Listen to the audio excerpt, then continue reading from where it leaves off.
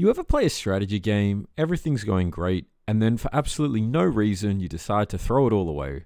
Just full grief mode, like how fast can I ruin everything speedrun? You're bored of winning, so you up the chaos. Sims with deformity challenge energy. Imagine that, but actually happening in real life. And this takes us to the most real life example of this, Bulgaria during the Balkan War. The Second Balkan War, to be precise. And their king, or Tsar Ferdinand I, was the griefer in this situation. To understand how Ferdinand griefed his country of Bulgaria, we need to understand the context of the Balkans during this time and what possessed Ferdinand to intentionally feed and throw away his bounty. Let's dive in. For nearly 500 years, Bulgaria had been under Turkish occupation and was recognized only as a principality in 1878 and then as a full independent state in 1908. For context, the First Balkan War only broke out 4 years later. So, Bulgaria was all about this national revival kind of vibe. They wanted to get back on the map and bring in all the areas where ethnic Bulgarians lived, like parts of Macedonia and other nearby regions. The 1878 deal that gave them independence kind of shortchanged them. It left a lot of Bulgarians outside of their borders. From the get-go, one of their biggest foreign policy goals was pretty clear: reunite the scattered Bulgarian people and pull those lands into one unified state. Bulgaria wasn't alone in this. Pretty much every Balkan country at the time was going through the same thing. Most of them had just gained independence or at least some level of autonomy within the last century or so, and now they were eyeing what they could grab in the power vacuum left behind by the declining Ottoman Empire.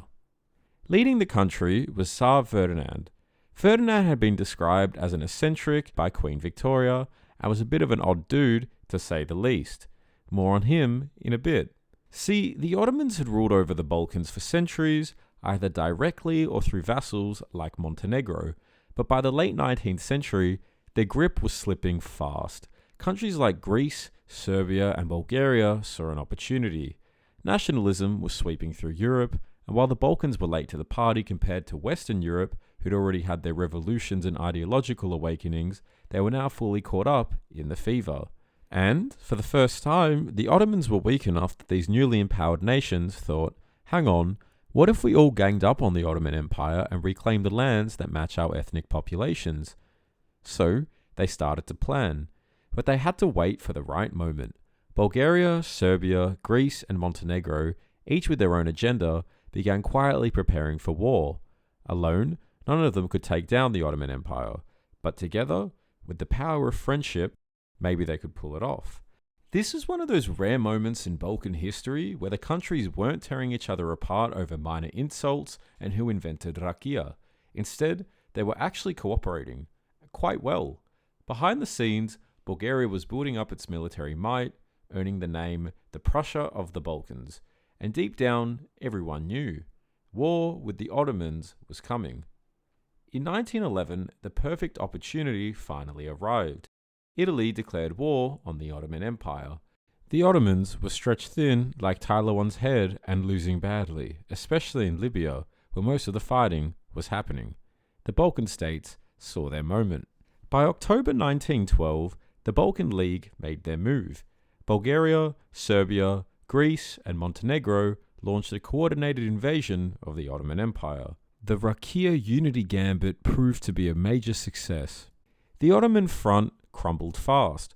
Bulgaria, taking on the heaviest fighting, pushed deep into Ottoman territory, advancing rapidly towards Constantinople. One of the key early clashes was the Battle of Lule-Burgas, fought just weeks into the war. It turned out to be the largest battle in Europe between the Franco-Prussian War and World War I. And the Bulgarians didn't just win, they dominated. At this point in time, the Balkan League was looking great. Tsar Ferdinand had still decided not to intentionally feed, and it looked like the Bulgarians were going to win the war compellingly. So what changed? Before the war even began, Bulgaria and Serbia had already made plans. They sat down and agreed on how they'd divide the spoils, specifically Macedonia if they won. Their agreement was pretty straightforward. Bulgaria would get the lion's share, Serbia would get its slice, and if there was any disagreement, Russia would step in to mediate. Simple enough. The problem? This deal was made without consulting anyone else, and the other European powers had other ideas. For instance, Greece wasn't told a thing about this. They had no idea Bulgaria had its eyes on Thessaloniki, land Greece was also aiming to take.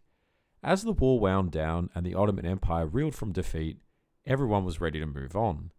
On May the 13th, 1913, the Treaty of London was signed. The Ottomans had lost nearly all of their European territory. But despite the huge territorial gains, Bulgaria was not happy. The key issue? Serbia didn't get all the land it expected either, because the great powers decided Albania should become independent. That meant territory Serbia thought it had earned was suddenly off limits. To make matters worse, Bulgaria felt it wasn't getting its fair share of Macedonia either. So, tensions flared. Both countries started accusing each other of betrayal. Bulgaria had gained a lot of land, but apparently this wasn't enough. Serbia was frustrated over losing newly liberated territory as well, and just like that, the once solid alliance began to fall apart. Russia, which had always positioned itself as a protector of both Bulgaria and Serbia, stepped in to try and cool things down. They didn't want to lose influence over either country. Serbia was open to negotiating. Bulgaria, not so much. That stubbornness, it really annoyed the Russians. To make things even worse for Bulgaria, Romania stepped in with its own demands. They wanted Bulgaria to hand over a fortress near their shared border, or else face the threat of invasion. Romania had made it clear, if another Balkan War broke out, they wouldn't stay neutral this time. Russia, still trying to play peacemaker, pushed for arbitration, but Bulgaria wasn't having it. They refused to compromise or even consider giving up any territory under a future deal. At the same time, Bulgaria started losing faith in Russia altogether. They didn't believe the Russians would fairly protect their interests when it came time to negotiate with Serbia. That distrust poisoned any hope of dialogue. Bulgaria wasn't even open to revisiting the original pre-war agreements they had made with the Serbs. Fed up, Russia finally pulled the plug. They cut off support and ended their alliance with Bulgaria. Meanwhile, Serbia and Greece made a last-ditch effort to avoid open conflict. They proposed that all three countries reduce their armies by a quarter, a gesture aimed at de-escalating tensions. Bulgaria said no. By this point, Bulgaria had managed to alienate nearly everyone. They were surrounded by hostile neighbours, most of whom had actually tried to talk things out first. Signs of this Greece speedrun were already formulating before the end of the First Balkan War. You see, Tsar Ferdinand had grand ambitions. Chief among them was the dream of crowning himself Tsar of Constantinople. He fixated on capturing the city, pouring most of Bulgaria's military strength into that front, while giving far less attention to Macedonia. Serbia and Greece picked up on the tension. They didn't like what they were seeing, and on June 1st, just days after the Treaty of London was signed, the two countries struck a mutual defence pact. They clearly suspected Ferdinand had no intention of sticking to the post-war arrangements, and they were right. By the end of June, Ferdinand made his move. What move, do you ask? He opened with an intentional feed gambit, a move that he had crafted to absolute perfection. It's when you declare war on your only allies while Romania threatens your border and the Ottomans are hovering like vultures. Against all logic, and despite Russia cutting ties and Serbia and Greece being roughly equal to Bulgaria in military strength anyway, he gave the order to attack both neighbours, aiming to snatch more of Macedonia. You can imagine how this went. It was a reckless gamble, and it backfired immediately. Bulgarian forces were quickly pushed back by both Greece and Serbia. Suddenly, Bulgaria wasn't just on the offensive, it was at risk of being attacked from every direction. Surely Romania was all talk and wouldn't actually follow up with their warning. Right? Wrong. Romania invaded Bulgaria a week and a half after Ferdinand decided to full grief it and march straight towards their capital, unopposed. For Romania, it might as well have been a military training drill. Their entire campaign saw zero combat casualties. Seriously, the only thing that killed Romanian soldiers was a cholera outbreak. Just 3 days after their invasion began, Bulgaria was already begging Russia to step in and mediate again. And unbelievably, things still managed to get worse. The Ottomans, seeing Romania effortlessly steamroll through Bulgaria, decided this was a perfect time to stage a comeback. They reinvaded the territories they'd lost in the First Balkan War and met minimal resistance. Not quite as easy as Romania's stroll, but pretty close.